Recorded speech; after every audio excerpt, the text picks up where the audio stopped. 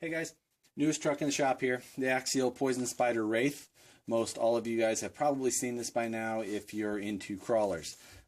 Basic stock RTR Wraith is underneath of this thing.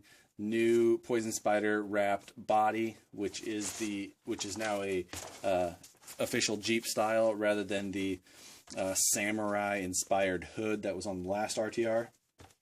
Some new wheels and tires. These are a true beadlock wheel with a Vanquish style hub on there now, actually licensed by Vanquish. So later on down the road, if you put a more powerful motor in there, you will likely have to replace these hubs that are on the backside of the wheel, which are a plastic pin drive on this one. You'll probably need to replace those with the aluminum Vanquish versions and also add a traditional hex. The tires are inspired by the BFG Crawler. I haven't ran these at all yet, so I don't know exactly how they'll perform. I can't tell if this is the R35 compound or not yet. We will probably be able to see the stock RTR compound on the last Wraith made a pretty distinctive howl when you had it on pavement. So I think that'll be a dead giveaway if these are the R35 or not. Anyway, this one comes with some black seats rather than the gray that came in the last RTR, and that's getting pretty close to it on this, I believe. Some people were thinking that the shock shafts were different on this one than the last RTR, but they're not. They're still coated.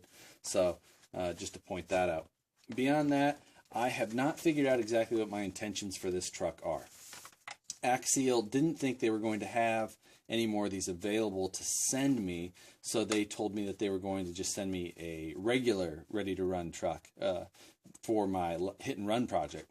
And so I made all my decisions based on that. However, they ended up having one of these and decided to send this to me, so I didn't want to just take this body and throw it on that build or anything. So I've got to figure out exactly what I'm going to do with this. I don't 100% know. I thought about doing something like I'd call it a budget build, not meaning cheap parts, but meaning $50 a week or something like that, and then building it up slowly as I went and ran it, replacing what broke and things like that from that budget. Haven't 100% decided. If I come up with a better idea, I'll go from there. But for right now, I'm just kind of trying to sit back and contemplate. I love the new Jeep body. I think it looks great. I like the proportions a lot. It's very similar to the Proline Jeep body, which I actually have here in the shop. Hold on just a second. Okay, comparing it to the Proline Jeep body, the Proline has a much narrower flare. I've got it trimmed to just the stock body lines on that. The Axial has a more pronounced flare. The grill height on the Proline is noticeably taller, probably at least at least a ½ inch taller on the grill height. There's subtle differences all around. The Proline has a more pronounced cowl.